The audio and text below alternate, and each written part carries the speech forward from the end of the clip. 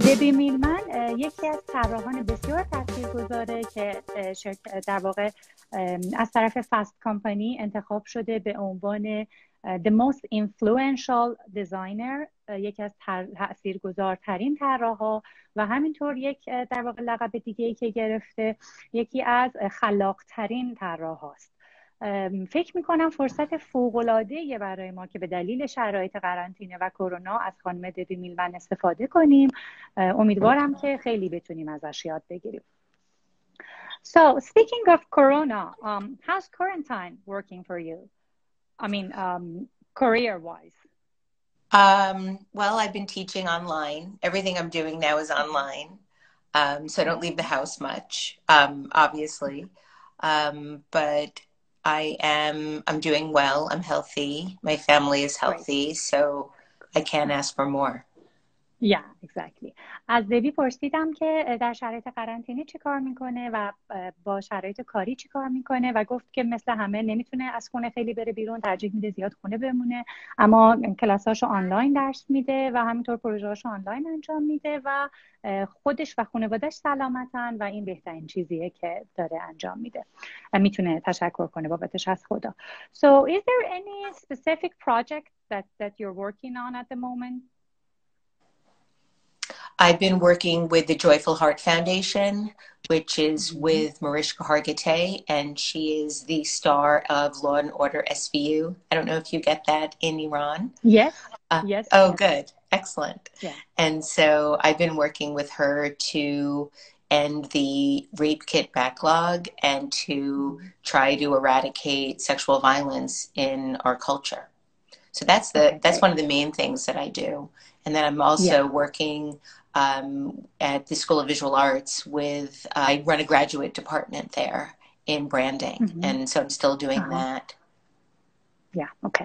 ازش پرسیدم در حال حاضر روی پروژه خاصی کار میکنه. گفت یکی از بزرگترین پروژه‌هایی که کار میکنه با خانم هنرپیشه سریال نظم و قانون هست که ما هم تو ایران میبینیمش و پرسید که آیا ما تو ایران میبینیم که بله ما میبینیمش و کاری که با ایشون میکنن درباره در واقع آگاهی بخشی و بالا بردن آگاهی درباره آزارهای جنسی و مسائل این چنینیه، در واقع مقابله بکنن با چنین چیزهایی توی فرهنگشون.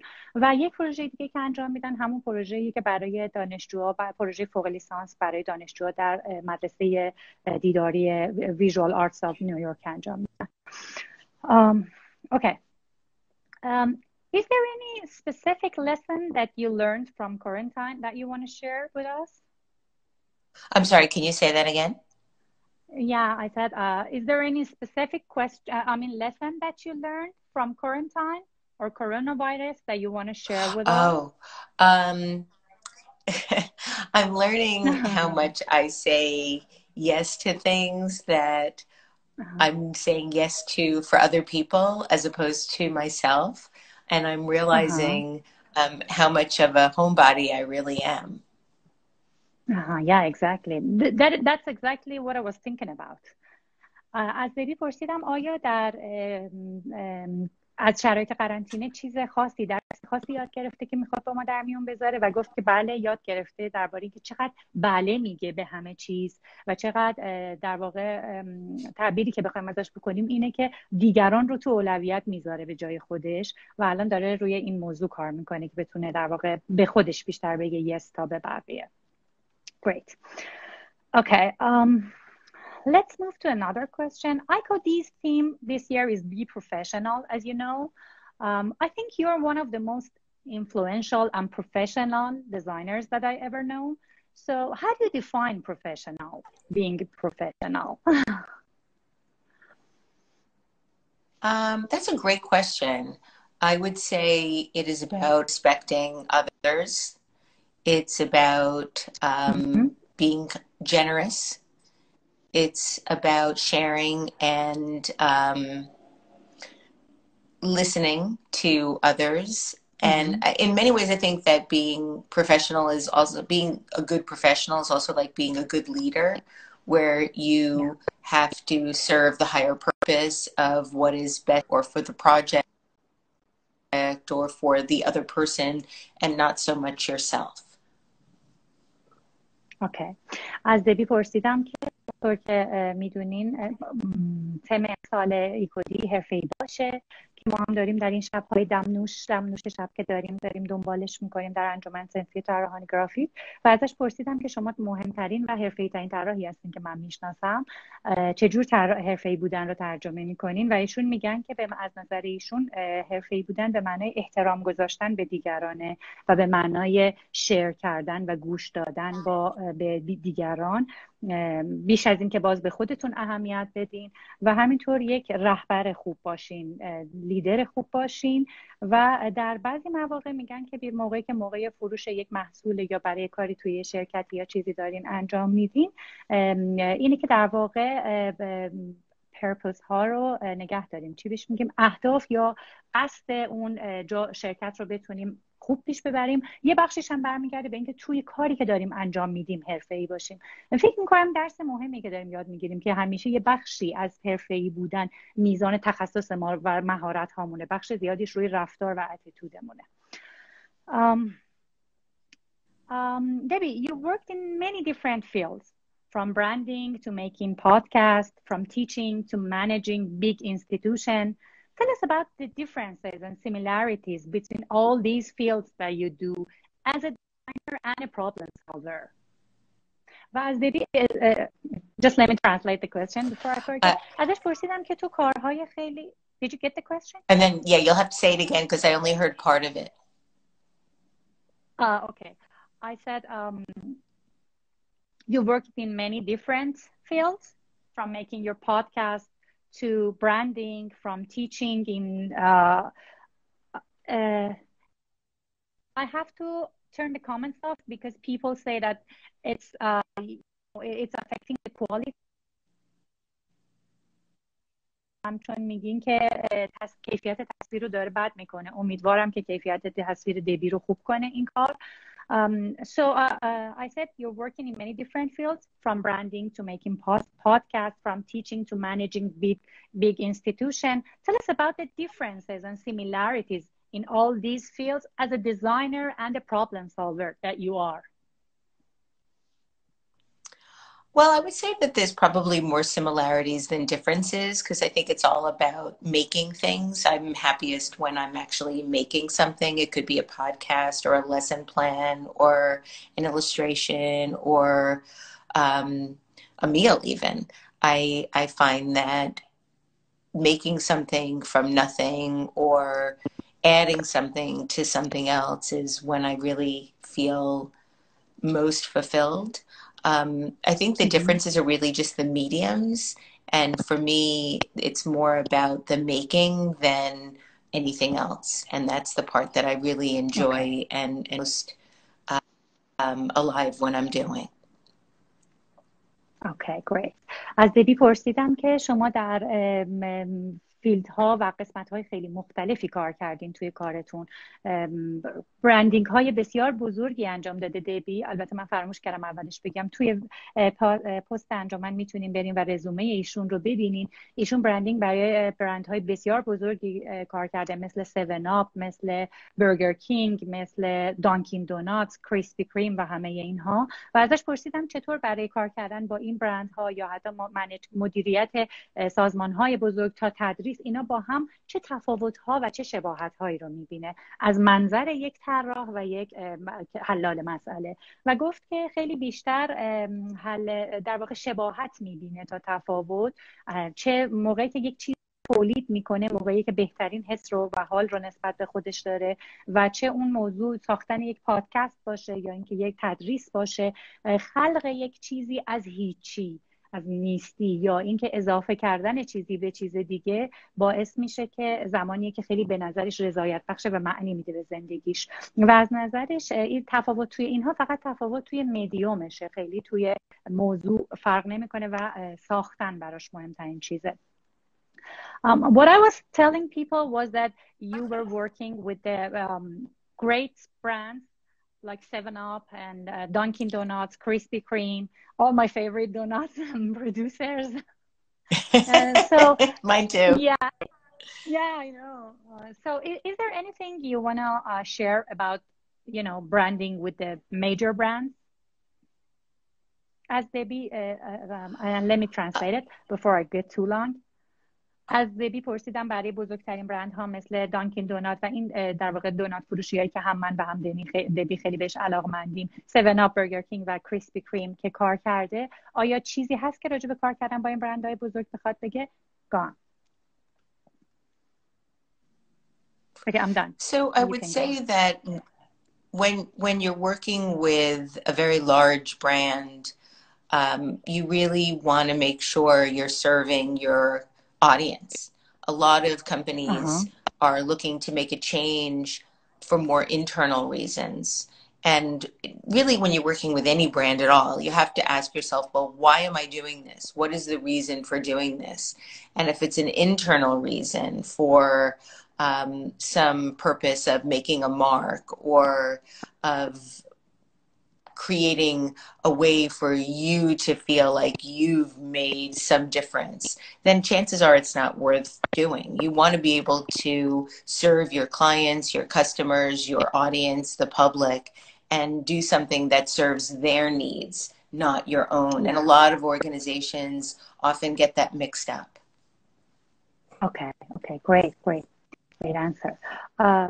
جواب داد که وقتی که شما برای برندهای خیلی بزرگ کار میکنین، در واقع باید حواستون باشه که باید در خدمت مخاطبان اون برند باشین، نه اینکه برای در خدمت خودتون باشین. باید از خودتون بپرسین. میگه خیلی از برندهای بزرگ یه کارایی رو میکنن بیشتر به دلایل داخلی. شما باید ببینید وقتی میخواید یه کاری رو انجام بدید چقدر به دلایل داخلی. یعنی یه وقت میگه که ممکنه باید از خودتون بپرسید، این سوال مهمه که چرا دارم این کار رو میکنم؟ آیا میخوام یک تأثیری از یک ردی از خودم به جا بذارم؟ آیا میخوام که خودم رو بزرگ کنم و نشون بدم؟ در حالی که باید بدونیم که همیشه بزرگترین کار اینه که در خدمت مخاطبان اون برند باشین. اگر که به چیزی غیر از این فکر کنین، خیلی داریم اینو که در واقع طراحا بخوان خودشون رو مطرح کنن موقعی که دارن برای یک برند کار میکنن، میگه احتمالش خیلی در واقع شکست بخوره. Good, thank you. When you get certain by the way, alerts that are coming up. What are the? I love all the hearts that are coming up. I know, me too. I wish we could, leave the comments on, but people say that it's making the connection poor. Your okay. image will That's get sad. blurry. I wish we can have them on too, because it seems like the same connection. Seriously? Okay. I can now turn it on for a change. See.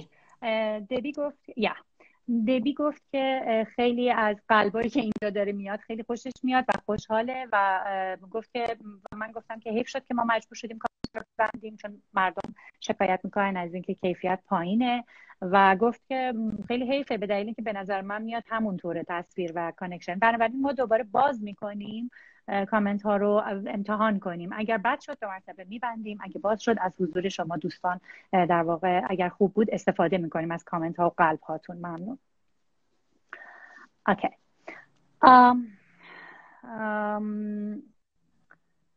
Somebody says turn the comments off because it covers Debbie's face too. I know, it's on her beautiful face. If you want to, that's fine.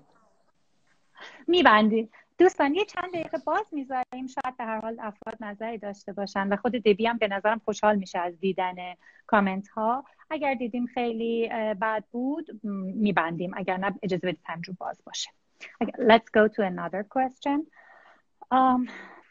When you get a certain project, what are the first things that you do? ازش پرسیدم وقتی یه پروژه مخصوص به شما میدن اولین کاری که میکنی چی هست؟ The first thing that I do when I get a project is ask, why is this necessary? Why does this have to happen now? And I then try to look at what's happening culturally to really understand the place that any redesign or repositioning is going to have in real time.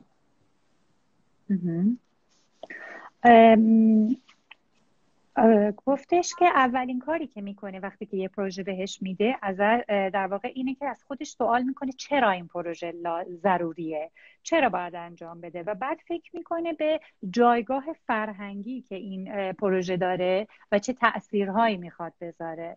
اوکی؟ And then? And then after that, I will do a diagnostics, really look at what's happening in around the with the brand, around the brand, adjacent and analogous categories, to really do a diagnostic analysis of where the brand is at this moment in time. That's the first step. At this moment. Yeah. و دومین کاری که انجام میده در واقع قبلش که داشت چرایی این ماجرا رو بررسی میکرد، در واقع میشه گفت اولین کاری که انجام میده اینه که در واقع شرایط برند رو بررسی میکنه، الان در حال حاضر تو چه جایگاهیه، به کجا میخواد برسه، برندهای اطراف و رقیب چه کاری میکنن، در واقع یک آسیب شناسی میکنه از شرایط برند در حال حاضر. اوکی؟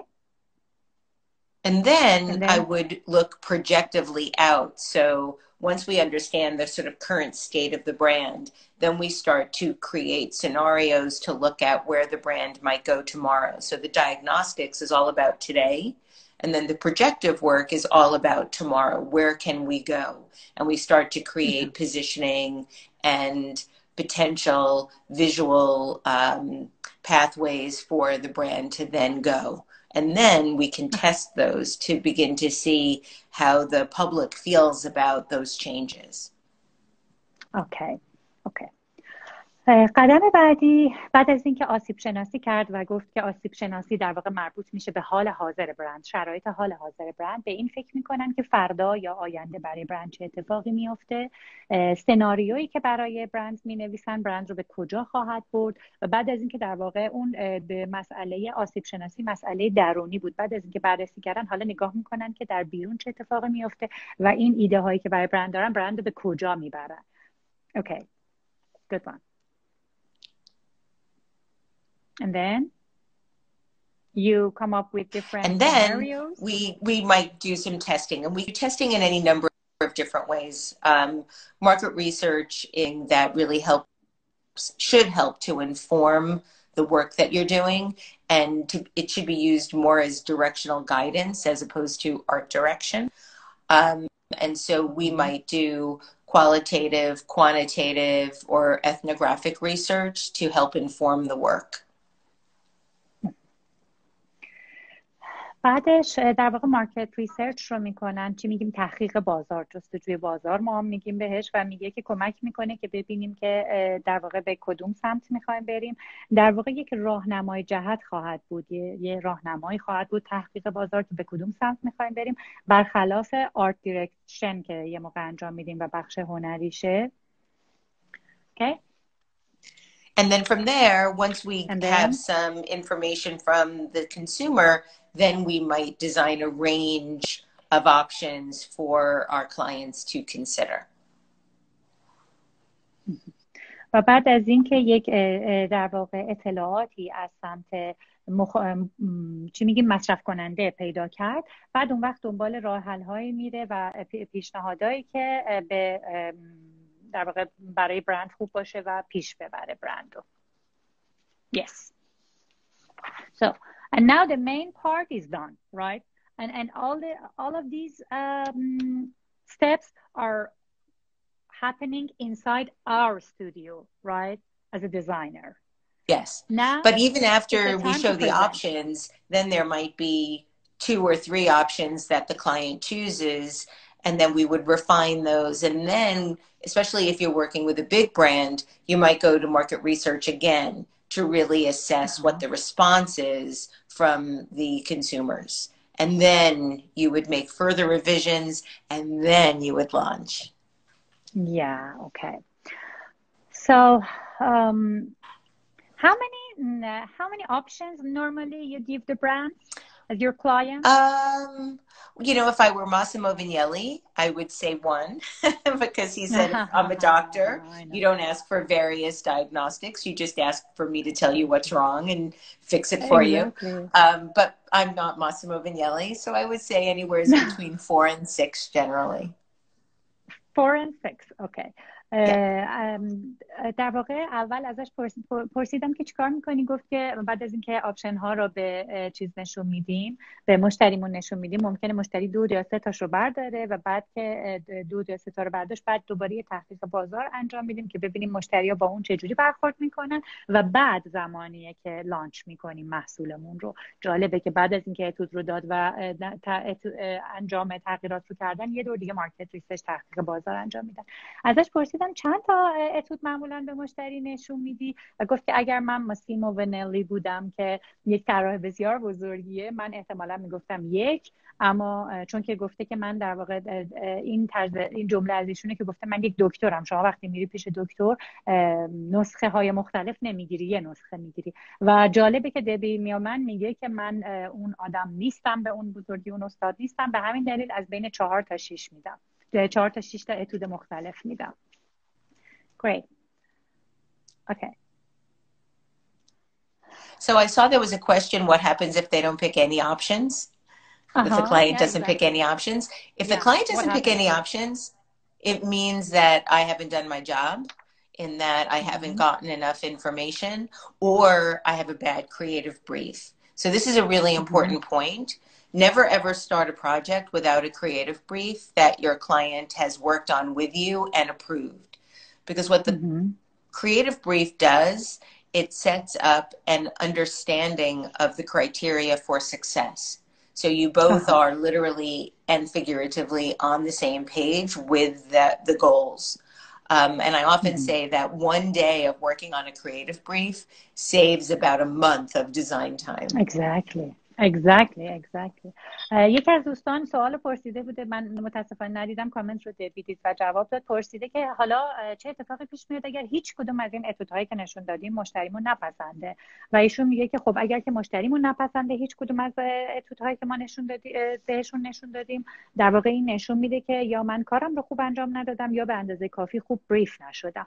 و میگه که خیلی مهمه و من همیشه میگم که مهمه که روی اون کریتیو بریف اولیه، واقعا ما هم بهش میگیم بریف، من نمیدونم که چی بگم، در واقع اون خلاصه یه خلاقی که از مشتری میگیری خیلی لازمه که روش کار کنین با هم و بعد مطمئن بشین که در واقع مشتری این رو تایید کرده و بعد برین کار کنین، چون که ملاک ها و دستورالعمل ها رو از طریق اون شما پیدا میکنید.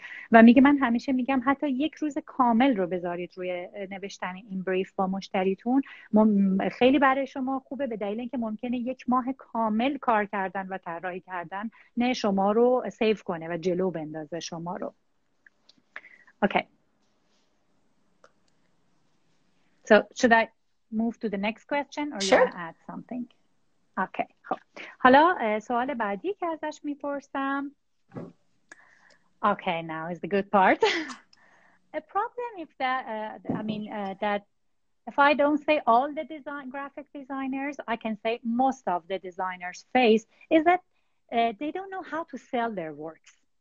You, on the other hand, are so successful in selling every single thing. I mean, whatever you produce, whether it's your podcast or a product for a certain brand, you are so good in selling things. What advice can you give the graphic designers to become better in selling their works? You have to be able to know how to present your ideas. That's the number one thing.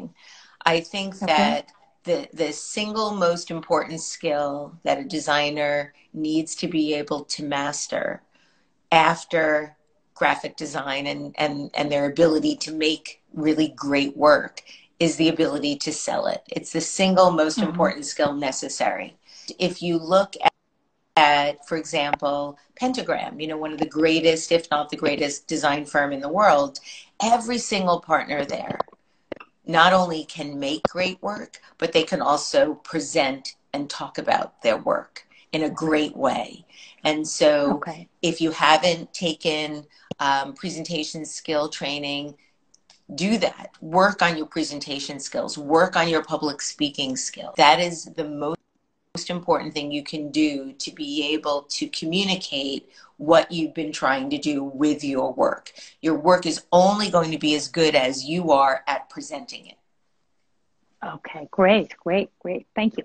از دبی پرسیدم که یکی از بزرگترین مشکلاتی که اگر نگیم همه طراحان گرافیک میتونیم بگیم بیشتر طراحان گرافیک باش در واقع دست و پنجه نرم میکنن، اینی که چطور کارشون رو بفروشن. کار خیلی خوبی ممکنه تولید کنن اما نمیتونن بفروشن.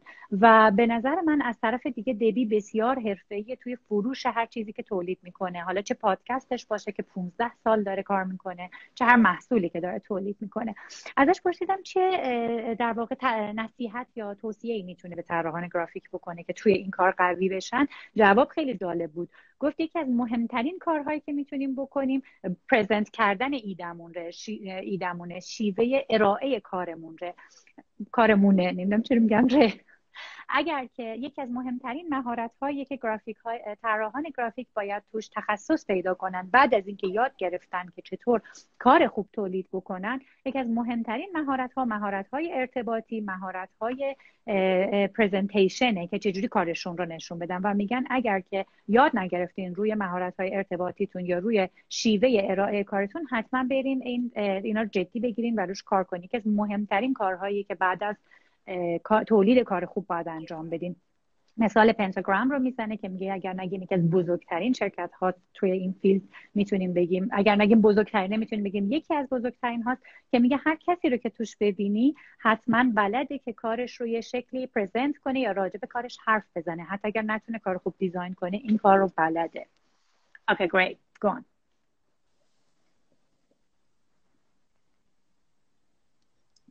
Do you have other questions for me? No, I think that's really the biggest thing that I can recommend is learn how to present, take public speaking classes if you can. That's really the most important thing. اوکی. گفتم آیا چیزی میخوای به این اضافه کنی به این جوابت؟ و گفت که نه، واقعا یکی از بهترین چیزهایی که میتونم بگم مهمترین چیزها public speaking، صحبت در عموم، سخنرانی در فضای عمومی رو یاد بگیرید اگر که یاد نگرفتید. You know, the other thing I do want to say one other thing. I do want to say one other thing, if I can. Yeah, you sure. know, it takes a long time to get good at something. And if you listen back to my early podcasts from 15 years ago, they're not that good. So I do think it takes time to master anything. And if there is really anything that I would like to be able to share today, it's that anything worthwhile takes time. You don't become great at something right away. You know, if you think about, exactly, we're born not knowing how to do anything, and we fail before we can do anything well. We have to learn how to go to the bathroom. We have to learn how to walk. We have to learn how to eat. We have to learn how to talk. And all of those things are things that take time. They're not instant. Exactly. So I think that we live in a time now where people expect that if they want to do something, that they should be able to do it well within a short amount of time. And I think that part of I leave my early podcasts up is so that people understand that mastery takes a long time. And I'm still working at being better at things. And just because you're good at doing something doesn't mean that you're always going to be at the same level. You hopefully will improve over time. Yeah. Oh my God. Yeah. I learned so much from this single question, really. یک حرف بسیار خوبی زد دبی. گفت که اجازه بدید من یه مقداری در واقع تکمیل کنم جملاتم، و واقعا به نظر من این حرفا رو به قول معروف باید با طلا نوشت. گفت که باید بدونید هر چیزی زمان میبره برای اینکه توش متخصص بشید. چیزی تو این دنیا وجود نداره که شما بتونید بلافاصله نتیجهش رو ببینید، و برای انجام دادن هر کاری، برای تخصص توی هر کاری شما باید و وقت بذارید. گفت که اگر خیلی بدن، و من یه جایی خوندم که I read somewhere you said that I can't even listen to the first episode of my podcast anymore. It's true. Because it's true. They're terrible, but it shows you how much you can grow if you practice. وقتی که به دنیا می اومدیم، اگر خاطرتون باشه که وقتی که به دنیا اومدیم نه بلد نبودیم هیچ کاری انجام بدیم، بلد نبودیم راه بریم، بلد نبودیم غذا بخوریم، مجبور شدیم همه کار رو یاد بگیریم، چطور دستشویی بریم، چطور حرف بزنیم و اینا همه زمان میبره که توی این کار ما حرفه‌ای بشیم و اون وقت متوجه میشیم که انتظار نتیجه گیری خیلی سریع نداریم از یه موضوعی و در واقع طول میکشه هر چیزی که روش تخصص پیدا کنیم. در واقع این دلیل اینکه پادکست های اولیه‌اش رو پاک نکرد، چون مثل خیلیا شما وقتی که بزرگ میشین میتونین برگردین و کارهای اولیه‌تون از بین ببرین چون خوشتون نمیاد، اما دلیل اینکه پاک نکرده اینه که به آدم‌ها در واقع این چی بهش میگیم الهام بخش باشه برای آدما که آدما بدونن که چقدر میشه رشد کرد. On your podcast you have an interesting variety of guests from great graphic designers to psychologists, such as my favorite one, Esther Perel. You had a fantastic interview with her. Yeah, I adore her. And I want to ask you, how do you see the connection between psychology and advertising? And let me just translate it for people. Did you get the question?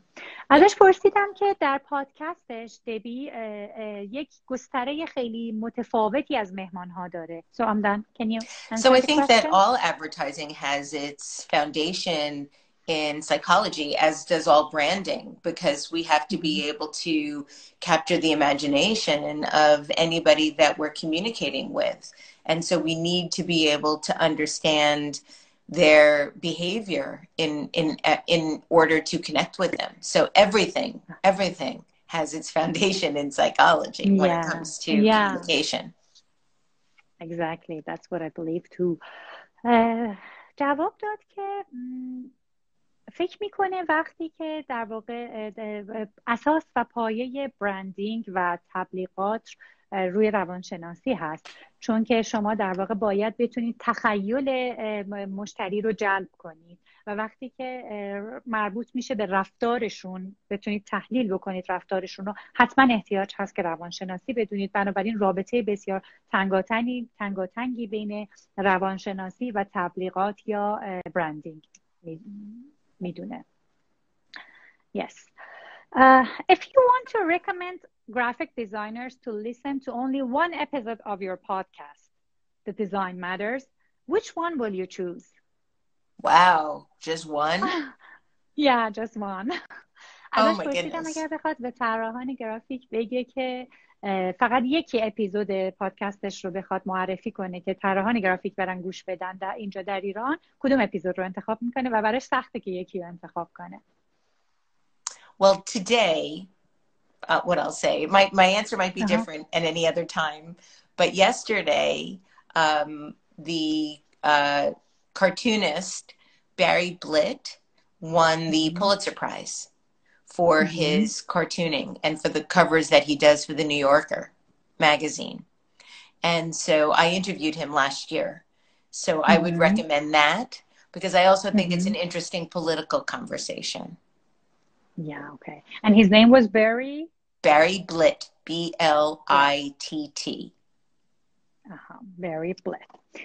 خب گفت که اگر الان بخوام این یه دونه اپیزود رو انتخاب کنم ممکنه که جوابم فردا فرق میکرد، ولی اگر الان بخوام انتخاب کنم میگم که به اپیزودم که پارسال مصاحبه کردم با بری بلیت که اسمش هم گفت B-L-I-T-T که کارتونیسته و طراحی کاورهای روی جلدهای معروفی میکنه برای نیویورکر. Did you say New Yorker? For the New Yorker, and yesterday he won the Pulitzer Prize. Pulitzer Prize. و دیروز برنده جایزه پولیتزر شده، جایزه ادبی بسیار معتبر پولیتزر شده. یک مصاحبه‌ای باهاش کرده پارسال که خیلی هم از منظر سیاسی و در واقع مسائل اجتماعی بوده. الان اون رو به شما توصیه میکنه دوستان عزیز طراح هم حتما بلافاصله بعد از لایو ما برید و به پادکستش گوش بدید. Okay. Art students and graduates here are so depressed and scared of their future, you know, because they think they don't have the connections within the career, within the industry, or they don't have prior experiences. When I was reading your life story and your interview, you are so inspiring. I myself have learned so much from you, and I think you're so inspiring. What advice can you give the young generation of graphic designers? ازش پرسیدم که دانشجوهای هنر، دوستان عزیز دانشجو و تازه فارغ التحصیلا که هر شب میپرسید ما پارتی نداریم، تجربه کار نداریم و هیچ کس ما رو استخدام نمیکنه، ازش پرسیدم که دوستان در ایران خیلی نسبت به آیندهشون نامطمئنن و میخوان بدونن که چیکار میتونن بکنن. همونطوری که زندگی دبی رو من خوندم، بسیار سختی های زیادی کشیده، ولی هر بار بهش گفتم که تو بلند شدی و دوباره قوی تر اومدی بالا. به نظر من دبی خیلی الهام بخشه و آدم ازش خیلی چیزها یاد میگیره. ازش خواستم که به شما دوستان عزیز جوان یک توصیه‌ای بکنه. Go ahead. The advice, I would give a number of different pieces of advice. First, I would say practice, practice, practice. You're only going to be as good as your skills, and so you want to keep refining them over time.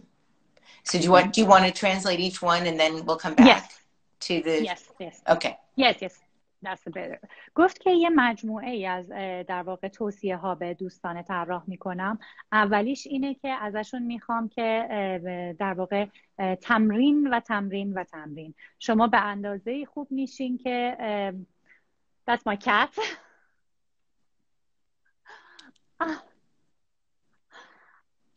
شما به اندازه خوب میشین که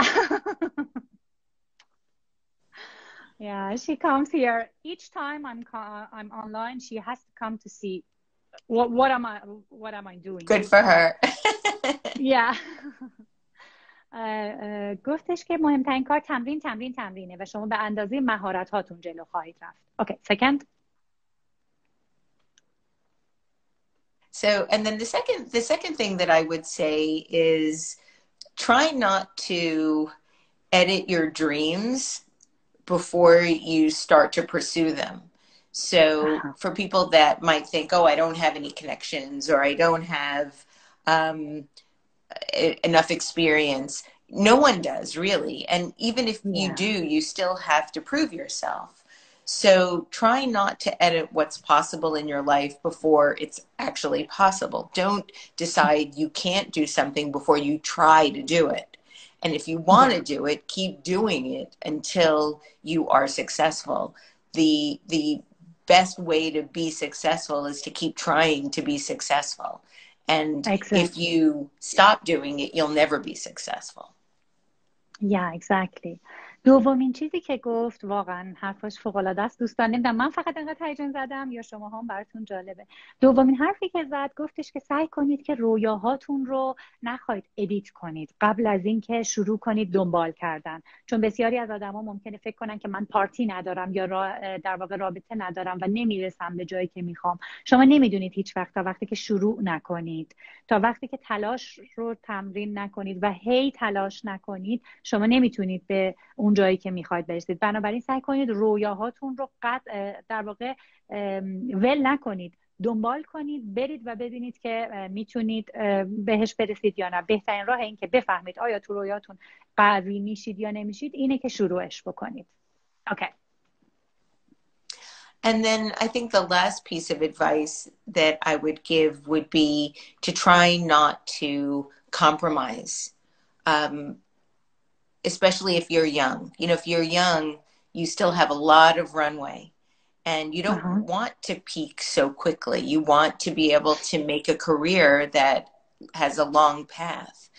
And so spend time thinking about what you do want and going after it as opposed to what you don't have and feeling bad about it. Whenever I feel bad about something that I don't have, I try to go out and make something that I can do, because mostly it's just a sense of feeling paralyzed or feeling stuck. And so the best way to get out of that is to just make something. And if it means making your own self-generated work, then do that. Okay. Go. Let me translate it. Sorry. آخرین توصیه‌ای که داشت این بود که سعی کنید که در واقع بهش چی میگیم صلح و سازه کوتاه نیایید، به کمتر از خوب راضی نشید، مخصوصا اگر جوونید. I think that's all I have for that one. Yeah. Okay, so let me turn the comments on because we only have like 15 minutes and maybe people want to ask some questions. I have so many more questions for you because we had this question on Instagram story, so everybody sent lots and lots of questions for you. Oh, I'm happy to answer any more you have. Yeah, I know, but you know we only have like 15 minutes left. Okay. دوستان صدا دارین الان؟ صدای من ندارین؟ People say that they can't hear me. I can hear you. Hear me? Mm-hmm. Yeah, okay. اوکی. خب متاسفم کلا نفهمیدین من چی گفتم. دوستم یکی به من جواب بده. اگر جواب آخر نشنیدید من یه دور دیگه بگم. People say they couldn't hear me when I was translating the last part of your advice. So do you want to do it again? الان دارین میخواین دوستان ترجمه کنم سوال رو دوباره توصیه‌ای که برای سوال سوم کردن؟ اوکی میگن که یه دور دیگه. I was talking to you in Farsi. People said that they couldn't hear me doing the last question. I mean the last piece of advice that you gave. So I think it's best if we do it again. Which part? The last part? The last part, yeah. Okay. You said that try not to compromise. I would say young. That in your 20s and even in your 30s, you have a whole career to think about that goes into your 40s and 50s and 60s. But when you're in your 20s, you have the most opportunity. So try not to compromise. Try to go after your dreams. We're the only ones that tell ourselves that we can't achieve something. If we accept somebody else's rejection, then and we stop, we're letting somebody else determine what our path can be. And so sometimes you just have to keep working at making what you want. Okay. گفت که سعی کنید که من اینجوری ترجمه میکنم کلمه کامپرومایز رو، به نظر من این بهترین کلمه است که بگیم که به کمتر از عالی راضی نشید و میگه که وقتی که شما 20 ساله یا 30 ساله هستید کل مسیر رو جلوی راهتون دارید و که شما رو میرسونه به 40 سالگی یا 50 و 60 سالگی کارتون تو اونجا ادامه خواهد داشت و میگه که مهمترین چیز که توی 20 سالگیتون دارید سعی کنید که بیشتر امکانات رو بگیرید. اپورتونیتی های مختلف، امکانات و اپورتونیتی چی ترجمه میکنیم؟ چرا من الان یادم نمیاد. به هر حال اپورتونیتی همتون میدونید اونو میگیم. استفاده کنید و سعی کنید که ریجکشن های افراد رو نگیرید. یعنی اگر افراد شما رو رد کردن اینو نگیرید و ادامه بدید کارتون رو. بیشترم گفتن که بدترین کاری که یک نفر میتونه در حق خودش بکنه اینه که رویاهاش رو ادیت کنه. بله فرصت ممنونم. بدترین کاری که افراد میتونن در حق خودشون بکنن اینه که رویاهاشون رو ادیت کنن و در واقع به خودشون بگن که من نمیتونم هیچ وقت این کار رو بکنم قبل از این که برن و در واقع تلاش کنن انجام دادن این رویاها رو. راجع به رویاهاشون خیلی حرف زدن که متاسفانه اون تیکی که من ترجمه کردم و صدا نبود حیف شد. گفتن که به هیچ عنوان رویاهاتون رو کنار نذارید. اگر که شما نرید و شروع نکنید به انجام دادن رویاهاتون هیچ وقت نمیبینید که میتونید توش خوب بشید یا نه. بنابراین بدترین کاری که در حق خودتون بکنید اینه که به خودتون بگید نمیتونم این کار رو بکنم و امکاناتش رو ندارم، فرصت‌هاش رو ندارم و این کار رو از دستتون بدید. Okay. Can you tell everybody that I really love the comments? They're so wonderful. Thank you. Oh, yeah, okay. I think everybody understands you, but من میگه که لطفاً به همه بگو که خیلی کامنت ها خوبن و من تشکر میکنم. کامنت های انگلیسی تونه میگه دوستان که داره ایشون خودش میخونه. Good one. So I think we only have like 9 minutes left. Tell us about design leadership and design management and its importance for a company or startup. Well, it's an extraordinarily important tool. Yeah, I know. I mean, I see it more as brand management. Oh, sorry. Should I stop? Yeah, I'm sorry I Okay, didn't sorry. translate this question.